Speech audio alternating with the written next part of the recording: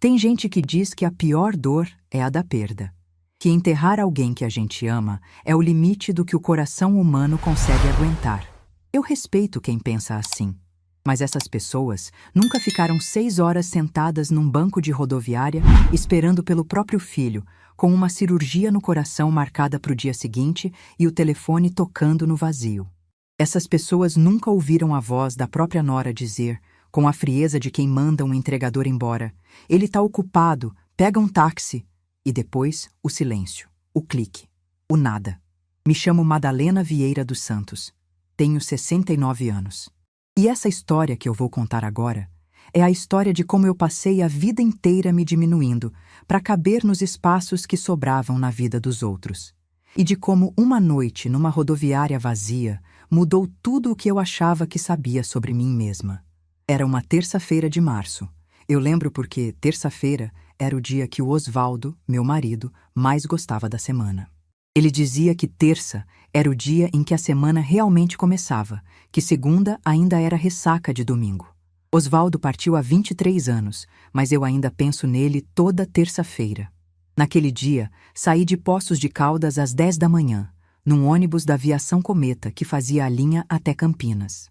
3 horas de viagem, com uma mala pequena, uma bolsa de remédios e o relógio de pulso dourado que o Osvaldo me deu no nosso último aniversário de casamento juntos. Eu nunca tirava aquele relógio. Era como carregar um pedaço dele comigo, como se o ponteiro dos segundos fosse o coração dele ainda batendo no meu pulso. A cirurgia estava marcada para a manhã seguinte, uma condição delicada no coração que o doutor Augusto vinha acompanhando há 2 anos. Eu adiei o quanto pude. Primeiro porque não queria dar trabalho para ninguém. Depois porque tinha medo. E por fim, porque no fundo eu sabia que precisaria de alguém comigo. E não tinha certeza se alguém viria. Mas quando liguei para o Renato, meu único filho, e expliquei a situação, ele não hesitou. Disse que me buscaria na rodoviária, que eu ficaria na casa dele antes e depois do procedimento, que cuidaria de tudo. A voz dele soou firme, até carinhosa, e eu me peguei sorrindo no ônibus como uma boba. Pensei, talvez eu esteja sendo injusta com ele. Talvez as coisas tenham mudado. Talvez ele tenha amadurecido. Cheguei às 2 da tarde. O terminal rodoviário de Campinas é um lugar estranho. Quando está cheio, tem uma energia barulhenta, caótica, cheia de vida. Mas quando vai esvaziando, vira um espaço que parece engolir a gente. Os corredores ficam largos demais, os bancos ficam frios demais, e o som dos nossos próprios passos ecoa como se estivesse nos perguntando o que ainda estamos fazendo ali. Sentei num banco perto da plataforma de desembarque, onde Renato conseguiria me ver assim que chegasse. Coloquei a mala do meu lado e a bolsa de remédios no colo. Olhei para o relógio do Osvaldo. 2h12. Ele devia estar chegando. Às 3 horas, pensei que estava preso no trânsito. Campinas tem um trânsito difícil, principalmente na região dos hospitais. Normal. Às 4, comecei a ficar inquieta. Liguei para o celular dele. Chamou, caiu na caixa postal. Pensei que talvez estivesse dirigindo e não pudesse atender. Às 4h30, liguei de novo. Mesma coisa. Caixa postal. Às 5 da tarde, 3 horas depois do horário combinado, aquele desconforto no estômago apareceu. Não era fome. Era aquele sentimento que toda mãe conhece. Uma mistura de preocupação e pressentimento, como se o corpo soubesse de algo que a cabeça ainda se recusava a aceitar. Liguei pela 3ª vez. Nada. 4ª vez. Nada. Na 5ª ligação, minhas mãos já estavam tremendo e eu não sabia se era de ansiedade, de frio ou de algo que eu ainda não queria dar nome. Às 6 horas, a rodoviária já estava mudando de rosto. Os quiosques começaram a fechar. Os funcionários trocaram de turno. E aquela energia barulhenta do começo da tarde tinha dado lugar a um silêncio que me fazia sentir cada vez menor naquele banco. Uma moça da lanchonete, não devia ter mais que 20 e poucos anos, veio até mim e me ofereceu um copo de café. Eu não tinha pedido. Ela disse que me viu ali sentada há horas e achou que eu podia estar precisando. Aceitei com um sorriso que quase não saiu. Agradeci baixinho e ela voltou para o balcão olhando por cima do ombro com aquele olhar que mistura pena e preocupação. Aquele café, de uma estranha, foi o gesto mais gentil que recebi naquele dia. E isso, por si só, já diz muito sobre a minha vida naquele momento. Às 7, eu já tinha ligado 6 vezes, todas direto para a caixa postal. Comecei a imaginar coisas. Será que aconteceu alguma coisa com ele? Um acidente? Uma emergência? Meu coração de mãe ainda procurava justificativas. Ainda tentava proteger a imagem do filho que eu criei, que eu alimentei, que eu carreguei no colo quando ele chorava de madrugada com febre. Meu coração de mãe se recusava a aceitar a possibilidade mais simples e mais dolorosa, que ele simplesmente não vinha. Às 8 da noite, 6 horas depois de ter chegado, fiz a 7ª ligação. Dessa vez, alguém atendeu. Mas não foi a voz do meu filho. Foi a voz da Denise. Eu conhecia aquela voz. Conhecia cada tom, cada inflexão, cada disfarce. Era a mesma voz que, 5 anos atrás, convenceu meu filho de que eu atrapalhava a rotina da casa. A mesma voz que fez comentários sobre como eu ocupava espaço demais. A mesma voz que deu o ultimato. Ou eu saía, ou ela saía do casamento. E o meu filho, o homem que eu criei para ser corajoso, escolheu o silêncio. Escolheu ela. Naquela noite, ao telefone, a voz de Denise soou como sempre soou quando falava comigo, como se eu fosse um incômodo. Um problema menor que precisava ser resolvido rápido para ela poder voltar para o sofá. Ela disse 7 palavras. 7 palavras que eu nunca vou esquecer pelo resto da vida. Ele tá ocupado. Pega um táxi. E desligou. Não disse Dona Madalena. Não perguntou se eu estava bem. Não explicou o motivo do atraso. Não pediu desculpas. Nada. 7 palavras e o som do telefone cortando a ligação. Como se eu fosse uma entrega que não foi retirada no prazo. Fiquei com o celular encostado no ouvido por quase 1 minuto depois que ela desligou. O terminal estava quase deserto. As luzes fluorescentes piscavam naquele ritmo cansado de fim de expediente, aquele pisca-pisca que parece contar os segundos. Um segurança passou por mim e perguntou se eu precisava de ajuda. Disse que não, obrigada, que estava esperando alguém. Ele assentiu e seguiu andando, mas olhou para trás 2 vezes. E ali, naquele banco frio, com a mala no colo e o relógio do Osvaldo marcando 8:04 da noite, aconteceu algo que eu não sei explicar direito. Foi como se todas as vezes em que eu disse tudo bem, quando não estava tudo bem, todas as vezes em que engoli o choro para não incomodar, todas as vezes em que abri mão de alguma coisa minha para dar espaço para outra pessoa, todas essas vezes tivessem se juntado dentro do meu peito e formado alguma coisa. Não era raiva. Raiva é quente. Raiva queima, raiva faz a gente gritar. O que eu senti foi diferente. Foi uma espécie de muro. Um muro interno que se levantou de uma vez, firme e silencioso, e me separou daquela Madalena que aceitava tudo. Olhei para o relógio do Osvaldo e lembrei do bilhete que ele deixou na carteira, que eu encontrei pouco mais de 1 semana depois que ele partiu. Mada, cuida do nosso menino e não esquece de cuidar de você também. Eu carregava aquele bilhete dobrado dentro da minha carteira há 23 anos. 23 anos cumprindo a primeira metade daquela frase com perfeição e ignorando completamente a segunda. Não chorei. Não liguei de volta. Não mandei mensagem implorando explicação. Pela primeira vez em muito tempo, eu não fiz o que a Madalena antiga faria. Peguei o celular e disquei um número diferente. O número do doutor? Fábio Monteiro, meu advogado. Ele atendeu no segundo toque. Dona Madalena, aconteceu alguma coisa? A voz dele era de preocupação real, de alguém que se importava de verdade. Eu respirei fundo e disse com uma calma que me surpreendeu. Aconteceu, doutor. Pode preparar aquele documento que a gente conversou mês passado, e mais um que eu vou explicar agora. Quero tudo pronto amanhã de manhã. Do outro lado da linha, um breve silêncio. Dr. Fábio sabia exatamente do que eu estava falando. Sabia do que eu tinha descoberto 2 meses antes. Sabia do que meu próprio filho e minha nora tinham tentado fazer pelas minhas costas. E sabia que, até aquele momento, eu tinha hesitado em agir. Ele respondeu apenas, considere feito, Dona Madalena. Desliguei o telefone e fiquei olhando para o terminal vazio.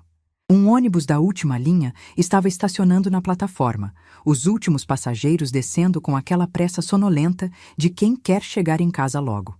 Eu observei cada um deles, Todos tinham para onde ir.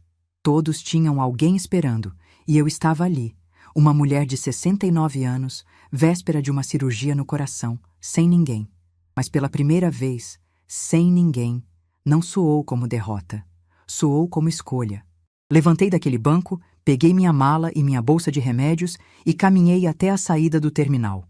O ar da noite de Campinas estava fresco, quase frio, e eu senti no rosto como se fosse uma mão gentil me dizendo que estava tudo bem seguir em frente. Parei um táxi. Sim, peguei um táxi, como a Denise mandou. Mas não peguei o táxi que ela imaginou. O táxi de uma velha derrotada que obedece calada. Peguei o táxi de uma mulher que acabou de tomar a decisão mais importante da sua vida. No banco de trás do carro, com a cidade passando pela janela e as luzes dos postes riscando sombras no meu rosto, eu encostei a cabeça no vidro e fechei os olhos. E naquele silêncio, naquele movimento suave do carro, senti algo que não sentia há muitos anos. A presença do Osvaldo.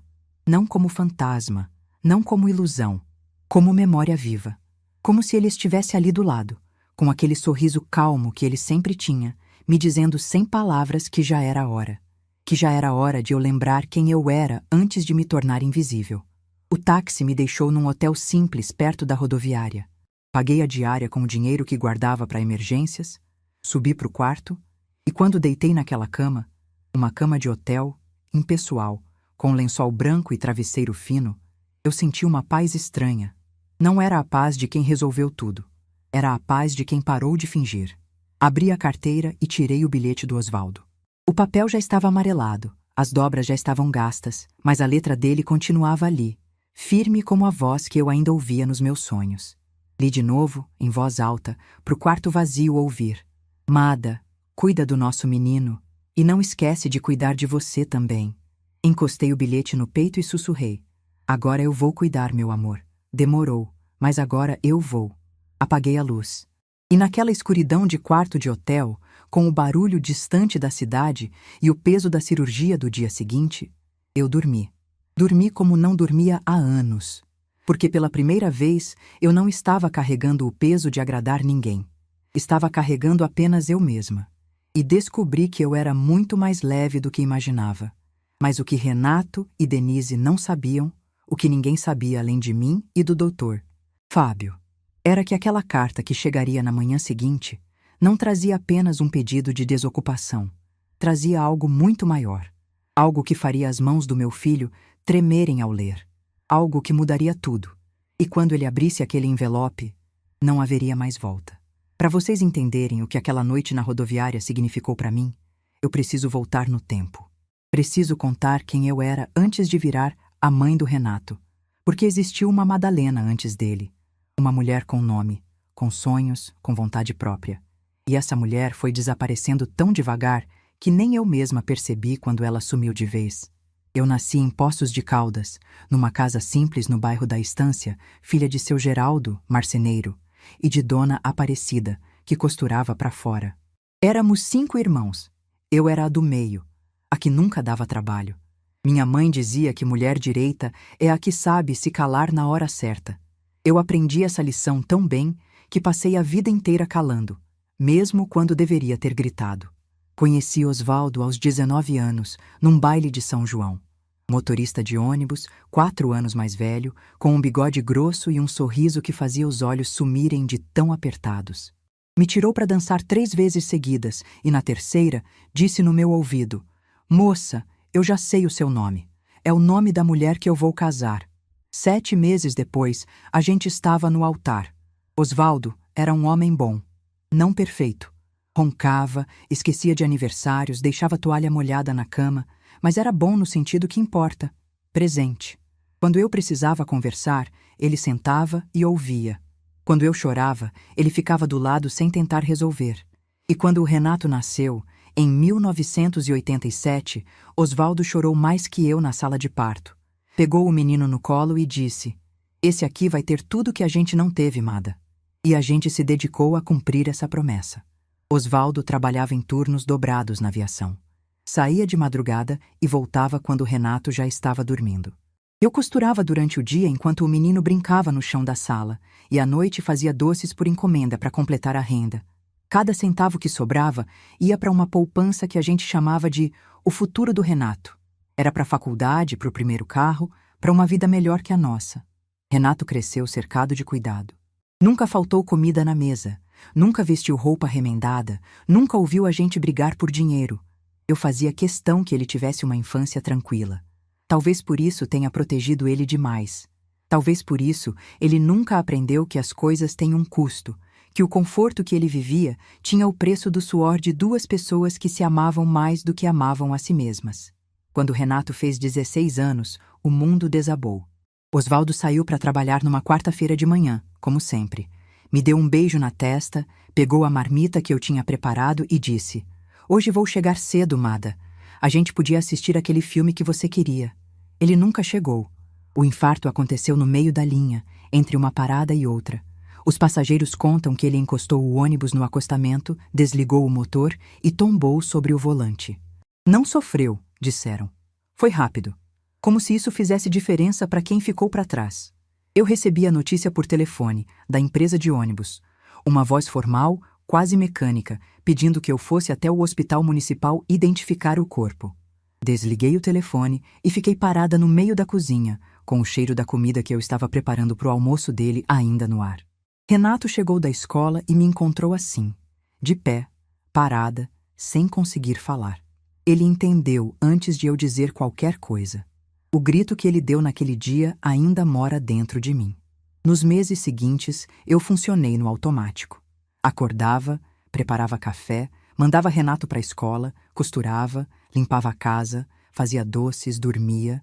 Chorava no banho, com o chuveiro ligado para ninguém ouvir. À noite, quando tudo ficava quieto, eu abria a carteira do Osvaldo e relia o bilhete que encontrei uma semana depois do velório, dobrado atrás da foto do Renato bebê. "Mada, cuida do nosso menino e não esquece de cuidar de você também." Eu jurei que ia cumprir aquilo, e cumpri. Pelo menos metade. O seguro de vida do Osvaldo não era grande coisa, mas foi suficiente para comprar a casa em Campinas, numa rua tranquila perto de boas escolas. Me mudei com Renato achando que uma cidade maior daria mais oportunidade para ele. Deixei Poços de Caldas, deixei minhas amigas, deixei a casa onde minha mãe morava, deixei tudo. Pelo menino. Em Campinas, retomei as costuras e os doces por encomenda. Renato se adaptou bem, fez amigos, começou a gostar de administração. Eu trabalhava de sol a sol. Vendia bolo de pote na porta de escola, costurava vestido de noiva nos fins de semana, fazia salgado para festa. Meu corpo doía, minhas costas travavam, meus dedos ficavam dormentes de tanto costurar, mas eu nunca reclamei. Renato entrou na faculdade de administração aos 18 anos. Eu paguei cada mensalidade com meu trabalho. Ele nunca trabalhou durante a faculdade porque eu não quis, dizia que precisava se dedicar aos estudos. E ele se formou. Aos 22 anos, diploma na mão e eu chorando na plateia feito uma boba, tirando foto com câmera descartável porque câmera digital era coisa de gente rica. Foi na empresa onde começou a trabalhar que Renato conheceu a Denise. Recepcionista, 5 anos mais nova, cabelo alisado, unha sempre feita, aquele jeito de quem sabe que é bonita. Renato se encantou de primeira. Começou a chegar em casa diferente, falando de uma moça do trabalho que era muito especial. Eu vi aquilo com felicidade e um aperto que não sabia explicar. Felicidade porque meu filho estava amando, e aperto porque pela primeira vez senti que estava perdendo espaço. Quando Renato me apresentou a Denise, fiz questão de recebê-la bem. Preparei jantar caprichado, arrumei a casa, coloquei toalha nova na mesa. Denise foi simpática, elogiou a comida, disse que a casa era bonitinha. Aquele bonitinha me arranhou por dentro, mas eu engoli. O noivado veio rápido, o casamento também. Eu economizei durante 1 ano e meio para ajudar. Vendi peças de enxoval que eu mesma tinha bordado. Peguei empréstimo consignado. Contribuí com quase 40% da festa. Ver meu filho de terno, sorrindo ao lado da Denise de vestido branco, foi lindo. Eu chorei a cerimônia inteira. Chorei de alegria, de saudade do Osvaldo que não estava ali e de algo que eu não reconheci naquela hora, mas que hoje sei o nome: despedida. Eu estava me despedindo do meu filho sem saber. Ofereci minha casa para eles morarem. A casa era grande, tinha 3 quartos, e eu achei que seria maravilhoso ter a família reunida. Renato aceitou na hora. Denise também, mas eu notei algo no olhar dela. Uma espécie de cálculo, como se estivesse medindo metragens e fazendo contas. No primeiro ano, tudo parecia funcionar. Eu cozinhava, lavava, passava, cuidava da casa enquanto eles trabalhavam. Quando chegavam, tudo estava no lugar. A comida na mesa, as roupas no armário, o chão brilhando. Eu me sentia útil. E ser útil para uma mulher que aprendeu a vida inteira que seu valor estava em servir era o mesmo que ser amada. Mas as coisas foram mudando. Devagar, como água que vai entrando por debaixo da porta, quando a gente percebe, já está com os pés molhados. Denise começou a fazer observações. Primeiro suaves, quase carinhosas. Dona Madalena, a senhora usa muito sal, sabia? Depois, mais diretas.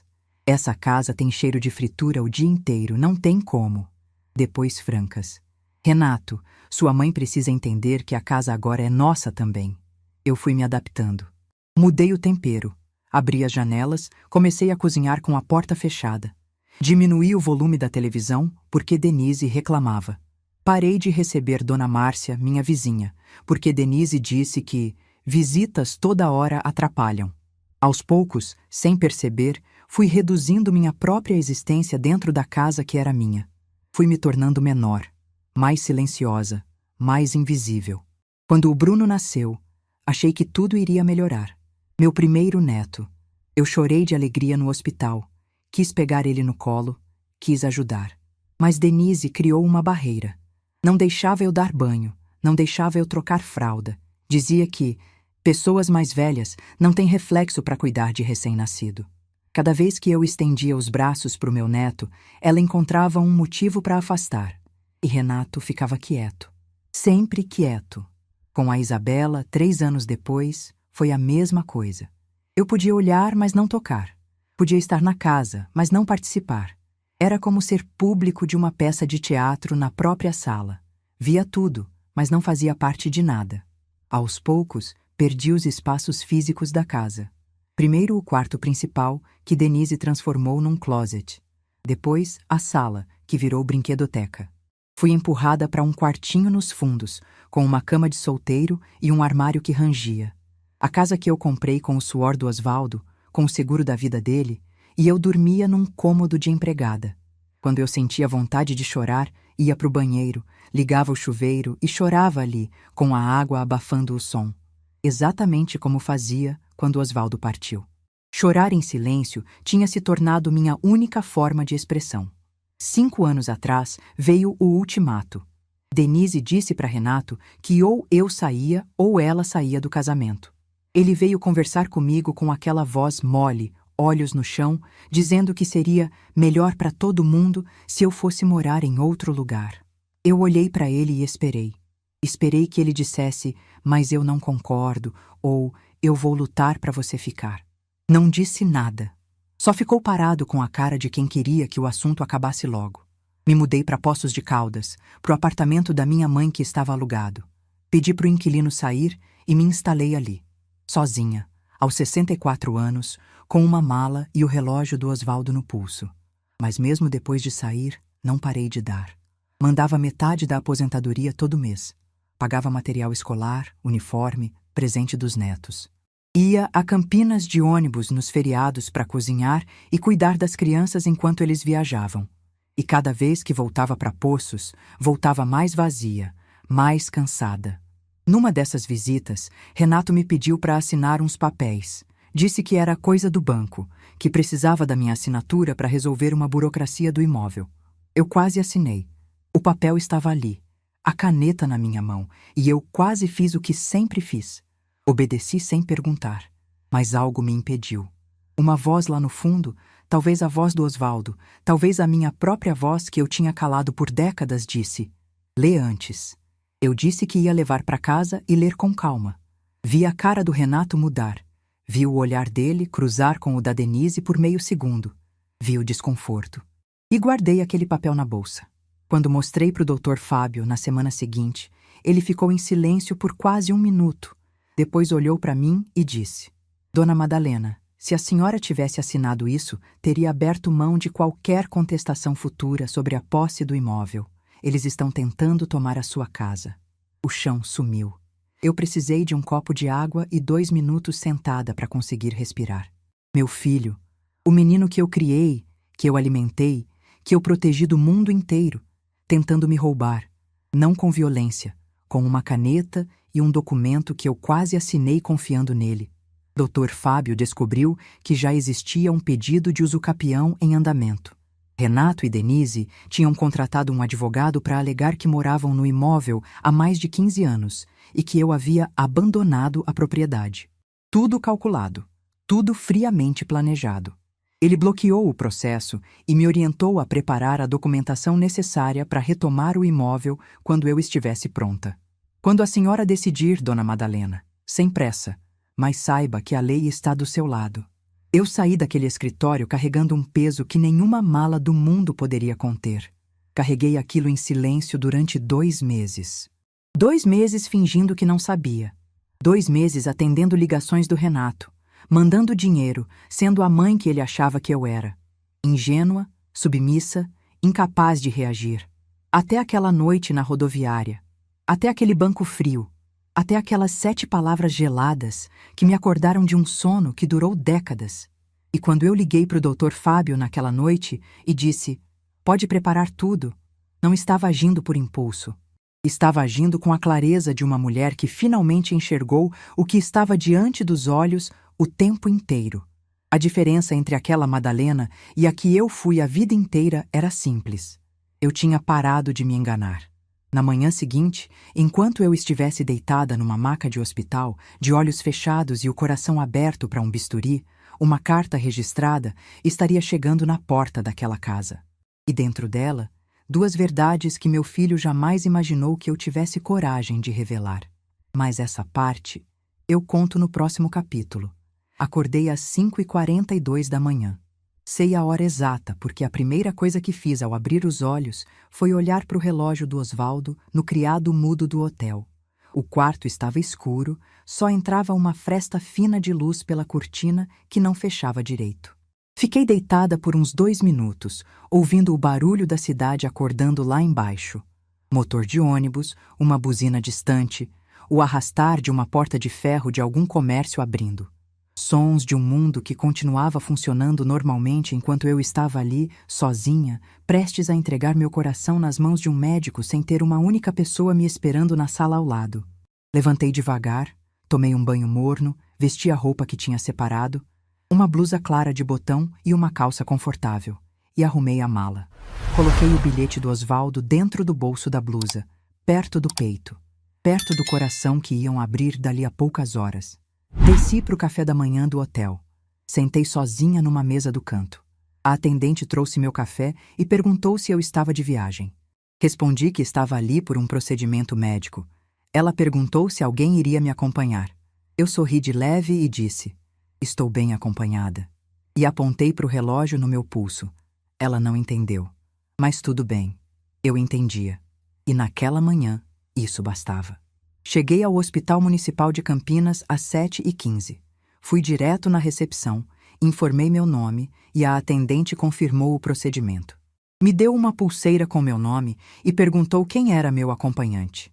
Eu respirei fundo e disse: "Não tenho acompanhante." Ela levantou os olhos da tela com aquela expressão de quem tenta não demonstrar pena. Disse que era recomendável ter alguém, que o procedimento exigia observação pós-operatória. Eu agradeci a preocupação e repeti que não havia ninguém. Ela anotou algo no formulário e me encaminhou para a sala de preparo. No corredor, passei por outras pessoas esperando. Uma senhora com o marido de mãos dadas, um rapaz com a mãe passando a mão na cabeça dele, uma menina de uns 20 anos rindo com a avó. Todo mundo ali tinha alguém. Eu era a única pessoa naquele corredor que carregava a própria mala, a própria bolsa de remédios e o próprio medo. Na sala de preparo, troquei de roupa e coloquei aquela camisola de hospital que nunca fecha direito nas costas. Deitei na maca olhando para o teto. Pensei no Osvaldo. Pensei no que ele diria se estivesse ali. Provavelmente faria uma piada sobre a camisola e seguraria minha mão sem dizer mais nada. Osvaldo sempre soube a hora de falar e a hora de só estar presente. Foi quando a enfermeira entrou. Chamava-se Luciana, li no crachá dela. Morena, baixinha, com um sorriso que parecia acostumado a acalmar gente assustada. Ela verificou meus sinais, ajustou o soro, anotou informações na prancheta. Quando terminou, olhou para mim e perguntou, baixinho, como quem já sabe a resposta: "A senhora está sozinha hoje, dona Madalena?" Eu ia dizer que sim, que estava tudo bem, que não precisava se preocupar. Era o que eu sempre dizia. Era o que eu tinha passado a vida inteira dizendo. Mas naquela maca, com aquela camisola ridícula e o coração batendo depressa, eu não consegui mentir. Só assenti com a cabeça.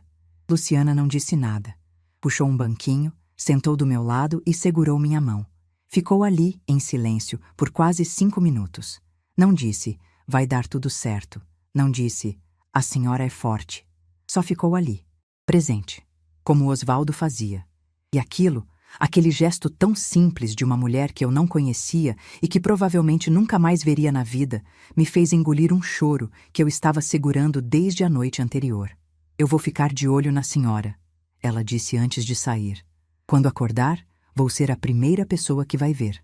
E apertou minha mão uma última vez. Dr. Augusto apareceu 15 minutos depois. Alto, cabelo grisalho, óculos de armação fina, com aquele jeito calmo que os bons médicos têm. O jeito de quem já abriu muitos corações e sabe que cada um carrega uma história diferente. Me cumprimentou com um aperto de mão firme e perguntou como eu estava. Eu disse que estava pronta. Ele sorriu de canto e disse: "A senhora é das corajosas, dona Madalena. Vamos cuidar bem desse coração." Ele não sabia o quanto aquela frase significava. Ninguém cuidava do meu coração há muito tempo. Nem no sentido médico, nem no sentido que importa. A anestesia começou a fazer efeito e o teto ficou embaçado. A última coisa que vi antes de fechar os olhos foram as luzes redondas da sala de cirurgia, aquelas luzes brancas que parecem pequenos sóis. E a última coisa que pensei foi no Osvaldo, dizendo no meu ouvido com aquele bigode grosso encostando na minha bochecha: "Vai dar tudo certo, Mada, eu tô aqui." E eu dormi. Enquanto eu dormia, a pouco mais de 8 quilômetros daquele hospital, um motoboy da transportadora parava na frente de uma casa, numa rua arborizada do bairro Taquaral. Uma casa com jardim na frente, muro baixo e portão de ferro pintado de verde. A minha casa. Eram 9h40 da manhã. O motoboy tocou a campainha. Denise atendeu, de roupão, com cara de quem acordou há pouco. Ele estendeu o envelope e pediu que assinasse o recebimento. Ela olhou para o envelope. Pardo, grosso, com o carimbo de um escritório de advocacia no canto superior esquerdo, e franziu a testa.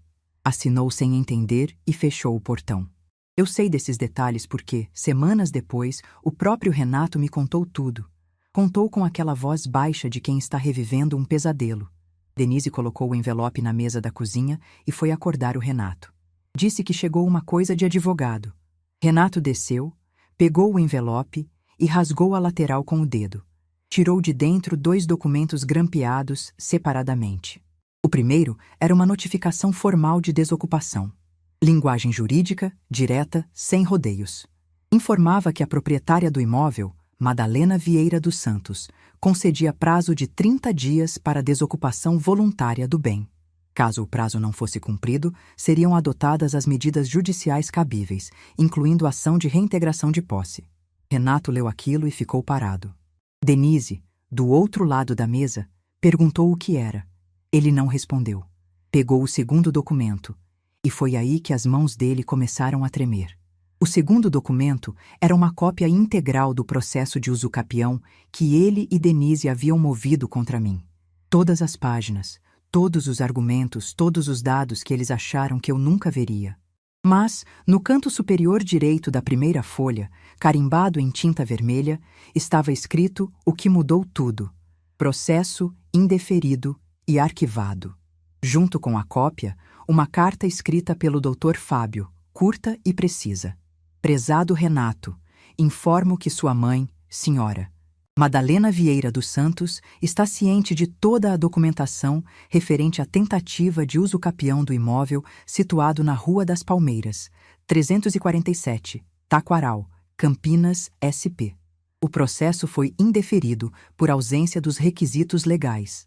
A propriedade permanece integral e exclusivamente em nome da requerente. Qualquer nova tentativa de contestação será respondida nas vias judiciais cabíveis. Renato ficou em pé no meio da cozinha, segurando aqueles papéis, e, segundo ele mesmo me disse depois, suas pernas fraquejaram. Precisou se apoiar na bancada da pia. Denise puxou os documentos da mão dele, leu por cima e ficou branca. Começou a falar alto, dizendo que aquilo era impossível, que o advogado deles tinha garantido que o processo era seguro. Renato não respondia. Ficava olhando para o nada com a expressão de quem percebeu que o chão debaixo dos pés não era firme. Denise disse que iam ligar para o advogado deles. Renato disse que iam ligar para mim primeiro. Pegou o celular com as mãos ainda tremendo e discou meu número. Eu acordei da cirurgia por volta do meio-dia. Abri os olhos devagar e a primeira coisa que vi, exatamente como prometeu, foi o rosto da Luciana. Ela sorriu e disse: "Correu tudo bem, dona Madalena. O coração da senhora é mais forte do que imagina." Eu quis sorrir de volta, mas a anestesia ainda deixava tudo pesado. Só conseguia apertar a mão dela. Me levaram para o quarto de recuperação, quarto compartilhado, com uma cortina dividindo duas camas. Do outro lado, uma senhora dormia com um acompanhante na cadeira. Do meu lado, a cadeira estava vazia. Fiquei ali, olhando para o teto, sentindo o corpo voltar devagar. A dor era suportável. Mais incômodo do que dor, na verdade. O que doía mesmo estava por dentro, num lugar que nenhum bisturi alcança. Pensei nos meus netos, no Bruno e na Isabela. Pensei se eles sabiam que a avó estava no hospital. Pensei se alguém tinha contado para eles. Pensei se eles se importariam. Foi quando meu celular vibrou na mesinha ao lado da cama. Olhei para o visor e vi o nome: Renato. Eu já sabia que essa ligação viria. Sabia desde a noite anterior, quando pedi para o Dr. Fábio enviar a carta pela manhã. Sabia que aquele envelope ia virar o mundo do meu filho de cabeça para baixo. E sabia que, quando ele finalmente me ligasse, não seria para perguntar como eu estava. Seria para perguntar sobre a carta. Atendi. Não disse oi, não disse alô. Só encostei o celular no ouvido e esperei. Do outro lado, silêncio. Por 3, 4 segundos, ninguém falou nada. Eu ouvia a respiração dele, irregular, pesada. Quando finalmente falou, a voz estava irreconhecível. Não era a voz do homem que prometeu me buscar na rodoviária. Não era a voz do filho que pedia dinheiro todo mês. Era a voz de alguém que levou um soco no estômago e ainda está tentando entender o que aconteceu. Ele disse: "Mãe, você sabe? Sobre aquele processo?" Eu olhei pela janela do hospital. O céu de Campinas estava azul, sem uma nuvem. Um azul tão limpo que parecia novo, como se tivesse sido lavado durante a noite. E com aquela mesma calma que me surpreendeu na rodoviária, respondi: "Sei de tudo, Renato. Sei de tudo há meses, e agora você também sabe que eu sei." Silêncio. Longo. Do tipo que preenche mais do que qualquer palavra preencheria. Do tipo que diz tudo que a boca não consegue dizer. Ele tentou falar algo. Começou 3 frases diferentes e não terminou nenhuma. "Mãe, a gente não queria. Foi a Denise que..." Cada tentativa morria no meio, como se ele soubesse que qualquer justificativa seria pequena demais para tapar o buraco que tinha cavado. Eu escutei cada hesitação, cada engasgo, e em nenhum momento senti prazer naquilo. Não senti vitória, não senti satisfação. Senti um cansaço profundo, antigo. O cansaço de uma mãe que dedicou 40 anos a um filho e recebeu de volta um processo judicial e uma cadeira vazia na sala de recuperação. Quando percebi que ele não ia conseguir completar nenhuma frase, eu disse devagar: "Renato, eu estou no hospital. Fiz a cirurgia hoje de manhã, sozinha. Enquanto você lia aquela carta, eu estava com o peito aberto numa mesa de cirurgia. Então agora não é hora de explicar nada. É hora de você pensar. Pensar de verdade. Porque quando a gente se encontrar, se a gente se encontrar, eu vou precisar ouvir algo que nunca ouvi em 40 anos. E você sabe o que é." Desliguei sem esperar resposta. Coloquei o celular na mesinha, virei o rosto para o outro lado e olhei para a cortina que separava minha cama da outra paciente. Do outro lado, o acompanhante dela roncava baixinho na cadeira. Uma cena tão simples, tão cotidiana, alguém que estava ali, presente, enquanto a pessoa que amava se recuperava. Era só isso, só presença. A coisa mais básica que um ser humano pode oferecer a outro. E era exatamente isso que eu nunca tive. Luciana voltou no fim da tarde para verificar meus sinais. Notou que eu estava com os olhos vermelhos e perguntou se estava sentindo dor. Eu disse que sim. Ela se preocupou? Perguntou onde? Eu apontei para o peito e disse: "Mas não é a dor que a senhora pode resolver, filha." Ela sentou na beirada da cama e ficou comigo até eu pegar no sono. Segurou minha mão como fez de manhã. E eu adormeci pensando numa coisa estranha. Como é possível que uma desconhecida de crachá azul tenha me dado mais conforto em um dia do que meu próprio sangue me deu em anos? Naquela noite, no silêncio do hospital, com o bip suave do monitor cardíaco marcando o ritmo do meu coração recém-operado, eu tomei outra decisão. A carta tinha sido o primeiro passo. Mas havia mais. Muito mais. Porque 30 dias passam rápido. E eu sabia que quando o prazo vencesse, aquela casa ia deixar de ser um peso nas minhas costas e se tornar o começo de uma vida que eu deveria ter começado há muito tempo. Mas antes disso, alguém ia aparecer na minha porta.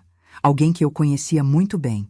Alguém que vinha com um sorriso ensaiado, lágrimas prontas e uma lista de desculpas decoradas.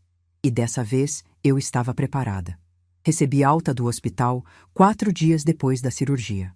Dr. Augusto verificou os exames, explicou os cuidados e disse que o procedimento tinha sido um sucesso. Depois tirou os óculos e perguntou: "A senhora tem alguém para cuidar da senhora em casa, Dona Madalena?" Eu sorri, um sorriso de verdade, e respondi: "Tenho sim, doutor. Eu mesma." Ele assentiu devagar, como quem entende mais do que foi dito. Me deu a receita, marcou o retorno e me desejou boa recuperação. Na saída, passei pela enfermaria e encontrei Luciana. Quando me viu com a mala na mão, veio até mim e me deu um abraço. Não um abraço de enfermeira, um abraço de gente. Sussurrou: "Cuida desse coração, viu, Dona Madalena?" Dos 2 jeitos. Eu apertei a mão dela e saí sem olhar para trás, porque se olhasse, ia chorar. E eu já tinha decidido que minhas próximas lágrimas seriam de alegria. Peguei um ônibus de volta para Poços de Caldas naquela mesma tarde. Cheguei ao meu apartamento no fim do dia, abri a porta e senti aquele cheiro de casa fechada. Mas era o meu cheiro, o meu espaço, o meu silêncio. E pela primeira vez, esse silêncio não soava como solidão. Soava como escolha. Nos primeiros dias, me dediquei à recuperação. Tomava os remédios na hora certa, caminhava devagar pelo apartamento, comia o que o médico mandou. Dona Carmen, minha vizinha de Porta em Poços, apareceu com uma sopa de legumes na segunda noite. Ela não sabia dos detalhes, só soube que eu tinha feito um procedimento. Mas era daquelas mulheres que não precisam de explicação para ajudar. Trouxe a sopa, esquentou para mim, lavou a louça e foi embora dizendo que voltava no dia seguinte. E voltou, todos os dias daquela semana. É engraçado como a vida nos mostra quem são as pessoas de verdade, justamente quando a gente mais precisa. Dona Carmen, que eu conhecia havia 3 anos e com quem nunca tive mais do que conversas de portão, me deu mais apoio em uma semana do que meu filho e minha nora me deram em uma década. No 10º dia depois da cirurgia, numa manhã de sábado, a campainha tocou. Eu estava na cozinha fazendo chá. Fui até a porta devagar, ainda me movendo com cuidado por causa dos pontos, e quando olhei pelo olho mágico, senti o estômago apertar. Era Denise. E ela tinha trazido o Bruno e a Isabela. Respirei fundo. Abri a porta. Denise estava diferente. Cabelo solto, pouca maquiagem, vestida de forma simples, sem aquele ar de superioridade. Ao lado dela, Bruno me olhava com olhos de adolescente que tentam não demonstrar emoção, e Isabela veio correndo me abraçar antes que eu pudesse dizer qualquer coisa. Senti o corpo da minha neta encostado no meu. Tão pequena, tão leve. Me chamou de vovó com aquela voz fininha que me fazia esquecer de tudo. Quase esqueci. Quase. Mas eu não podia mais me dar ao luxo de esquecer.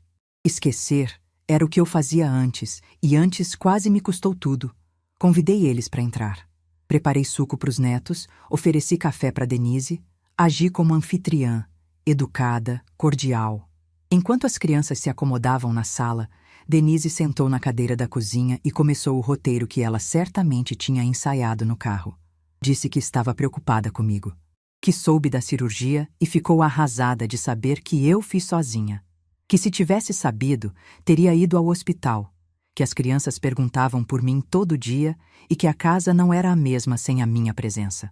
A cada frase, seus olhos brilhavam com uma umidade calculada, como se as lágrimas estivessem ali de reserva, prontas para cair no momento certo.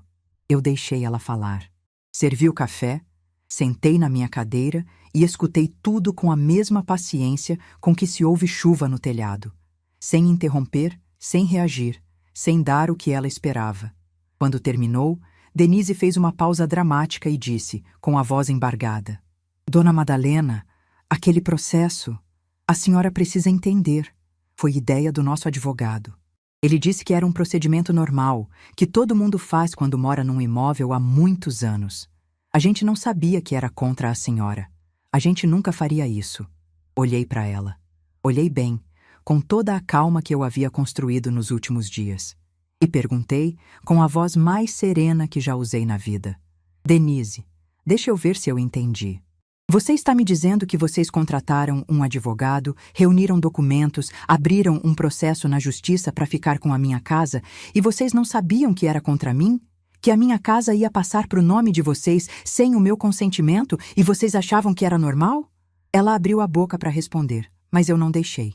Continuei no mesmo tom, sem levantar a voz 1 milímetro. E aquele papel que o Renato me pediu para assinar, aquele que ele disse que era coisa do banco, também foi ideia do advogado? Vocês dois olharam nos meus olhos, me deram uma caneta e tentaram me fazer assinar um documento que tirava meus direitos sobre o meu próprio imóvel. E agora você vem na minha casa me dizer que não sabia? Fiz uma pausa. Olhei nos olhos dela e disse a frase que estava guardada há meses dentro do meu peito, esperando o momento certo para sair. Denise, me responde uma coisa com sinceridade. Você acha que eu não entendo o que vocês fizeram? O silêncio que caiu naquela cozinha foi ensurdecedor. Denise ficou vermelha. Não de vergonha, de susto, porque ela não esperava aquilo. Não esperava que eu soubesse dos detalhes, que eu tivesse clareza sobre o que tinham feito, que eu fosse capaz de confrontar sem gritar. Na cabeça dela, eu era a mesma Madalena de sempre. A que abaixa a cabeça, a que engole, a que perdoa porque tem medo de ficar sozinha. Ela gaguejou. Tentou retomar o controle da conversa, disse que eu estava interpretando mal, que as coisas não eram assim. Mas eu vi nos olhos dela aquilo que eu já conhecia há anos: o cálculo. Denise não estava ali por remorso. Estava ali porque a notificação de desocupação dava 30 dias. Já tinham passado 10, e ela precisava me convencer a desistir antes que o prazo acabasse. Eu disse com a mesma calma: Denise, eu vou te falar uma coisa e vou falar uma vez só. Essa é a minha casa. Sempre foi. Eu comprei com o dinheiro do meu marido, registrei no meu nome e cedi para vocês morarem por generosidade, não por obrigação. A generosidade acabou no dia em que meu filho me deixou 6 horas numa rodoviária e você mandou eu pegar um táxi. Vocês têm 20 dias para encontrar outro lugar. Ela se levantou da cadeira como se tivesse levado um choque. Começou a falar mais alto. Disse que eu estava sendo cruel, que estava tirando o teto dos meus próprios netos, que ia contar para todo mundo o que eu estava fazendo. Eu deixei ela falar. Não respondi. Fiquei sentada, tomando meu café, olhando para ela com a tranquilidade de quem já tomou a decisão e não tem nada a provar para ninguém. Quando percebeu que eu não ia ceder, Denise mudou de estratégia. Chamou o Bruno e a Isabela na cozinha. Disse na frente deles, com aquela voz de quem está montando uma cena: Crianças, a avó de vocês quer vender a casa onde a gente mora. Vocês vão ter que sair do quarto de vocês, deixar os amiguinhos, mudar de escola. Bruno olhou para mim com os olhos arregalados. Isabela começou a chorar, e eu senti uma facada no peito que nenhuma cirurgia poderia causar. Usar as crianças como arma. Jogar os netos contra a avó. Esse era o nível a que Denise estava disposta a descer. Mas eu não desmoronei. Olhei para os meus netos, me levantei da cadeira com cuidado e me abaixei na frente deles. Peguei as mãos da Isabela, Sequei as lágrimas dela com o polegar e disse: Meus amores, a vovó ama vocês mais do que qualquer coisa nesse mundo. E o que está acontecendo entre os adultos não é culpa de vocês. Vocês vão ficar bem, eu prometo. Depois olhei para Denise e disse apenas: Pode ir agora. Ela saiu arrastando as crianças pelo braço, batendo a porta do apartamento com força. O barulho ecoou pelo corredor e depois veio o silêncio. Me sentei no sofá e fiquei ali, com as mãos no colo, olhando para o nada. A dor de ver meus netos sendo usados daquela forma era insuportável. Mas eu sabia que ceder agora seria pior. Seria ensinar a eles que manipulação funciona, que chantagem emocional tem resultado, que a avó pode ser dobrada desde que se aperte no lugar certo. E eu não ia ensinar isso. Nas semanas seguintes, meu telefone não parou. Parentes que eu não ouvia há anos tinham opinião formada sobre a minha vida. Tia Rosângela disse que eu estava sendo dura, que mãe perdoa tudo. Primo Marcos disse que família é sagrada. Até uma cunhada da Denise me mandou mensagem dizendo que eu era uma pessoa sem coração. Nenhum deles me procurou quando eu fiz cirurgia sozinha. Só apareceram quando souberam que havia uma casa em jogo. Doutor. Fábio me ligou no 25º dia para confirmar que o prazo estava se encerrando e que a casa seria colocada à venda oficialmente. Perguntou se eu tinha certeza. Eu disse que tinha mais certeza daquilo do que de qualquer decisão que já tomei na vida. No 30º dia, Renato me ligou. A voz dele era outra. Não era mais a voz trêmula da ligação no hospital. Era uma voz cansada, derrotada, de quem já entendeu que perdeu. Disse que iam sair da casa no prazo, que já tinham encontrado um apartamento de aluguel num bairro mais afastado, que era menor, mais simples, mas que dava para o básico. Eu escutei em silêncio. Quando ele terminou, perguntei: E as crianças? Estão bem? Ele disse que sim, que estavam se adaptando. Depois, fez uma pausa longa e disse algo que me pegou desprevenida. Mãe, a Denise levou as crianças na sua casa para tentar te convencer, não foi? Eu confirmei. Ele ficou em silêncio por uns segundos e depois disse: Eu não pedi para ela fazer isso. Eu não sabia. E pela primeira vez, eu acreditei nele. Não porque a voz dele soou sincera. Vozes podem ser treinadas. Mas porque ouvi algo por trás das palavras, algo que reconheci do fundo de décadas de convivência. Vergonha. A vergonha verdadeira de quem percebeu que deixou as coisas irem longe demais. Desliguei sem dizer muito mais. Não era o momento de conversa longa. Era o momento de ação. Gabriel, o corretor da imobiliária de Campinas, colocou a casa à venda na semana seguinte. Ele já tinha feito a avaliação meses antes e sabia o potencial do imóvel. Numa rua arborizada, perto de escolas, com 3 quartos e quintal. Em menos de 3 semanas, apareceu um casal jovem que se apaixonou pela casa na primeira visita. Ofereceram o valor cheio, pagamento à vista. Quando assinei a escritura de venda no cartório, minha mão não tremeu. Segurei a caneta com firmeza, escrevi meu nome completo, Madalena Vieira dos Santos, e senti cada letra como uma declaração. Não era uma vingança, não era um castigo, era uma libertação. Eu estava me desapegando de um lugar que representava tudo o que me prendeu durante anos: a obrigação de ser útil, a necessidade de ser aceita, o medo de ficar sozinha. O dinheiro caiu na conta 3 dias depois. Era mais do que eu imaginava, muito mais. O suficiente para viver com tranquilidade pelo resto da minha vida. Sentei na cama do meu apartamento, olhei para o extrato bancário no celular e pela primeira vez em 69 anos tive uma certeza absoluta. Eu não dependia de mais ninguém. Nunca mais. Naquela noite, tirei o bilhete do Osvaldo do bolso da blusa onde ele ficava desde o dia da cirurgia. Li mais uma vez. Mada, cuida do nosso menino e não esquece de cuidar de você também. Abri a gaveta do criado mudo, peguei uma moldura pequena de madeira que tinha comprado numa loja de artesanato na semana anterior e coloquei o bilhete ali dentro. Com cuidado, com respeito, como se estivesse guardando a coisa mais valiosa que eu possuía. Porque era. Pendurei a moldura na parede da sala, ao lado da janela por onde entrava a luz da manhã. Todo dia, quando eu acordasse, aquele bilhete seria a primeira coisa que eu veria.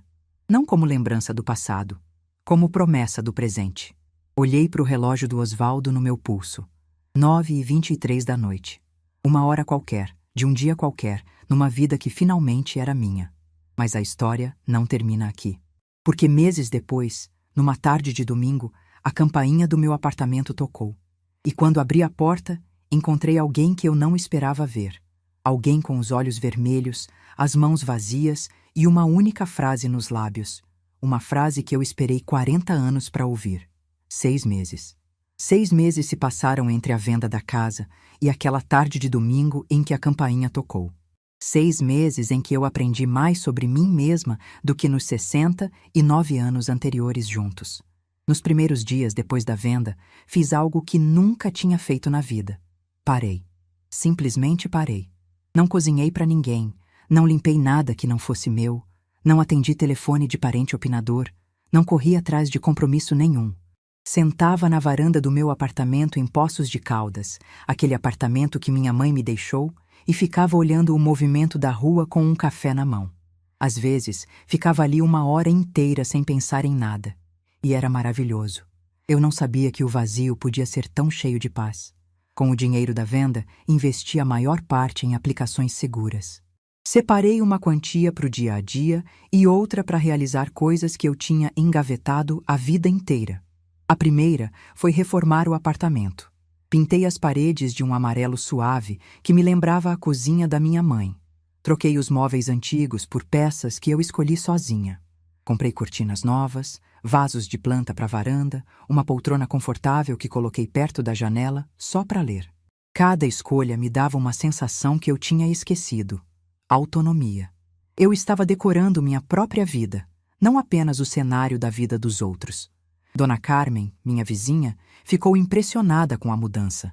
Não só do apartamento, mas minha. Disse que eu parecia outra pessoa, que meus olhos estavam diferentes, mais acesos. Eu ri e disse que eram os mesmos olhos de sempre, só que agora estavam enxergando coisas que eu me recusava a ver antes. No segundo mês, me inscrevi num grupo de convivência da terceira idade no centro comunitário. Ia toda terça e quinta. Ali conheci mulheres com histórias parecidas com a minha. Dona Teresa, que sustentou 3 filhos e foi esquecida quando enriqueceram. Seu Valdir, que cedeu a casa para o filho e acabou num quartinho de pensão. Cada história me lembrava que eu não era caso isolado. Era um padrão de gente boa que confunde amor com submissão. Foi nesse grupo que comecei a falar. Uma tarde contei tudo. A rodoviária, as 7 palavras, a cirurgia sozinha, a carta, o confronto. Quando terminei, o silêncio era absoluto. Depois veio o aplauso. Não de espetáculo, de reconhecimento. A coordenadora, uma psicóloga chamada Fernanda, me convidou para dar uma palestra sobre autoestima na terceira idade. Eu, que passei a vida achando que não tinha nada importante para dizer, aceitei. Comecei dizendo: meu nome é Madalena, tenho 69 anos e durante muito tempo eu achei que meu valor estava no quanto eu conseguia fazer pelos outros. Hoje eu sei que meu valor está em quem eu sou quando não estou fazendo nada por ninguém. No terceiro mês, decidi viajar. Nunca tinha viajado sozinha. Comprei uma passagem para Campos do Jordão. 4 dias num hotel com vista para as montanhas. Caminhei pelas ruas, tomei chocolate quente, comprei uma echarpe de lã que não precisava, mas que me fez feliz. Sentei num banco de praça e ninguém ali sabia quem eu era. Eu era só Madalena, uma senhora de cabelo grisalho aproveitando a vida. No 4º mês, comprei um celular novo e aprendi a mexer nas redes sociais. Comecei a postar fotos das minhas plantas, das receitas, dos passeios. Descobri um mundo inteiro de pessoas da minha idade fazendo a mesma coisa, vivendo. Não sobrevivendo, não esperando, não servindo, vivendo. E foi no 5º mês que recebi a notícia por Dona Carmen. Renato e Denise tinham se separado. As coisas desandaram depois da venda da casa. O apartamento de aluguel era pequeno, as contas apertaram, e sem o conforto que o meu imóvel proporcionava, as rachaduras do casamento ficaram impossíveis de ignorar. Denise culpava Renato, Renato culpava Denise. E os dois viviam num ciclo que foi corroendo o que restava. Não senti alegria. Senti uma tristeza limpa. Tristeza pelo que poderia ter sido. Pelos meus netos, que agora tinham os pais separados. Pela família que se desfez por falta de respeito. No 6º mês, Numa tarde de domingo, a campainha tocou. Eu estava lendo na poltrona perto da janela, com o sol de fim de tarde entrando pela cortina e o bilhete do Osvaldo na moldura ao lado, iluminado como se fosse de propósito.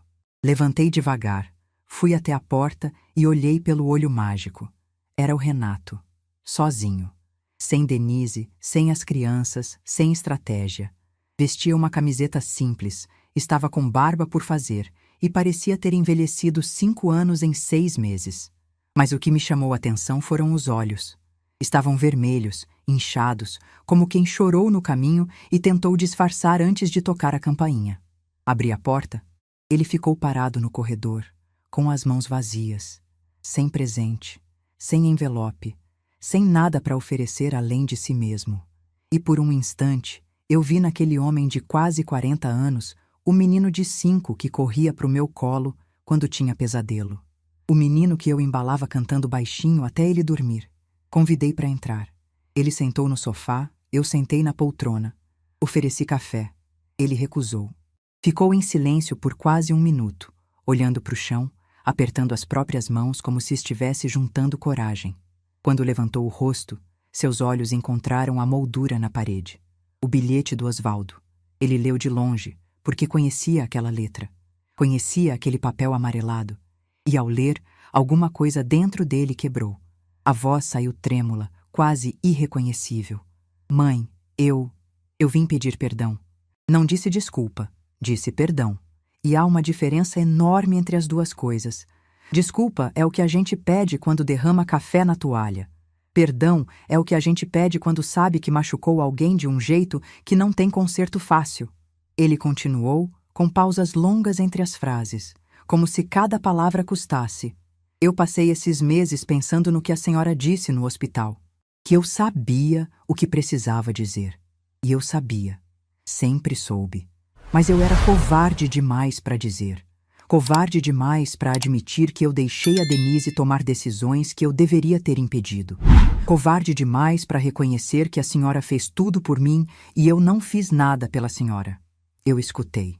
Sem interromper, sem facilitar, sem dizer que estava tudo bem.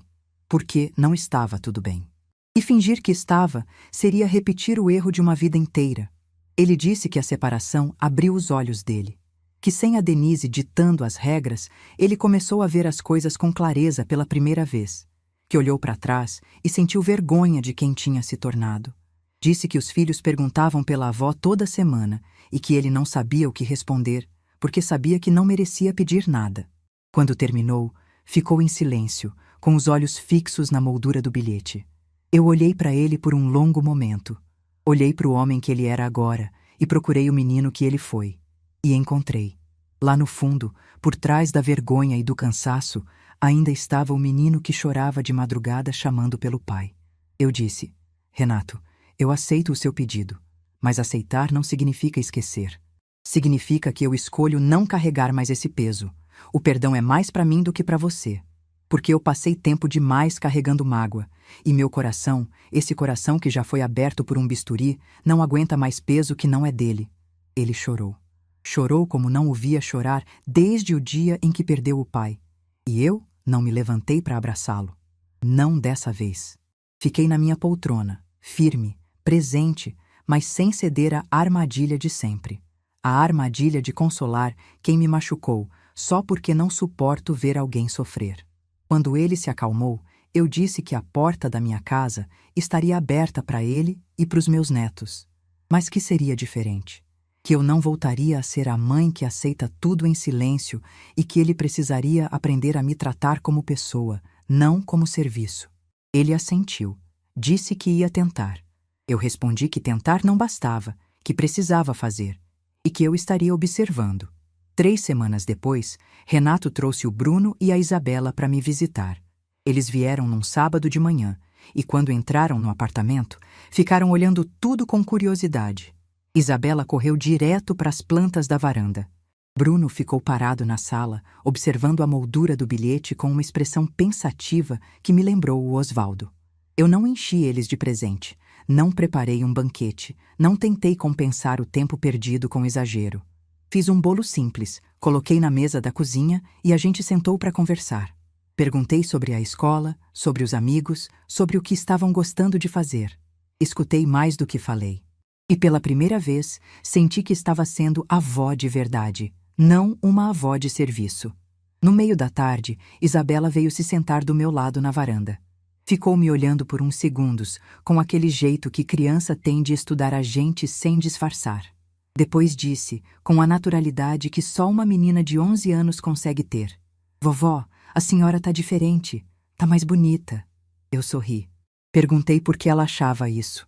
Ela pensou um pouquinho, coçou o nariz e disse: "Não sei, a senhora tá mais parecida com a senhora."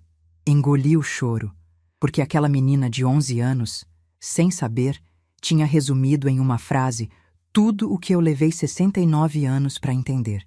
Eu estava mais bonita porque estava mais parecida comigo mesma. Com a Madalena que existia antes de virar sombra, antes de virar serviço, antes de virar invisível. Hoje, enquanto conto essa história, estou sentada naquela mesma poltrona perto da janela. O bilhete do Osvaldo está ali na parede, iluminado pelo sol da manhã, como está todos os dias. O relógio dele está no meu pulso, marcando cada segundo de uma vida que finalmente me pertence. Renato me visita a cada 15 dias. Traz as crianças, conversa comigo com respeito, pergunta como estou de verdade e espera a resposta. Não é perfeito. Provavelmente nunca vai ser, mas é honesto. E honestidade, depois de anos de mentira, já é muito. Bruno, com seus 14 anos, começou a me mandar mensagens durante a semana. Manda memes que eu não entendo, vídeos engraçados, às vezes uma pergunta sobre alguma coisa da escola. Ele está aprendendo a me ver como gente, não como móvel da casa. E Isabela, minha Isabela de 11 anos, me ensinou algo que nenhum livro, nenhuma palestra, nenhum grupo de convivência me ensinou: que ser bonita de verdade é ser parecida consigo mesma. Eu sei que muita gente que está ouvindo essa história quer saber se eu me arrependo, se foi difícil demais, se não teria sido mais fácil perdoar logo, engolir tudo e voltar a ser a Madalena de antes. A resposta é sim. Houve dias difíceis, dias em que acordei de madrugada com o peito apertado, pensando se tinha feito a coisa certa. Dias em que o silêncio do apartamento me doeu mais do que qualquer palavra. Dias em que olhei para o telefone querendo ligar para o Renato e dizer que estava tudo bem, que podia voltar tudo como era antes. Mas aí eu olhava para o bilhete do Osvaldo na parede e lia de novo: "Mada, cuida do nosso menino e não esquece de cuidar de você também." E eu lembrava que durante 23 anos eu cuidei do menino. Agora era hora de cumprir a segunda parte. Não sou uma mulher de vingança. Sou uma mulher que decidiu parar de se machucar em nome de um amor que não era recíproco. Sou uma mulher que aprendeu, aos 69 anos, que a gente não precisa da permissão dos outros para existir, que dignidade não se negocia, que silêncio, quando é escolha, é a voz mais alta que existe. Às vezes, de tarde, quando o sol começa a descer e a luz fica dourada na varanda, eu sento naquela poltrona e fecho os olhos. E sinto de novo a presença do Osvaldo, como senti naquele táxi em Campinas. Ele não diz nada, só sorri com aquele bigode grosso e os olhos apertados. E eu sei, sem precisar ouvir, que ele está orgulhoso. Não da mulher que aguentou tudo calada, da mulher que finalmente aprendeu a dizer basta. Meu nome é Madalena Vieira dos Santos. Tenho 69 anos.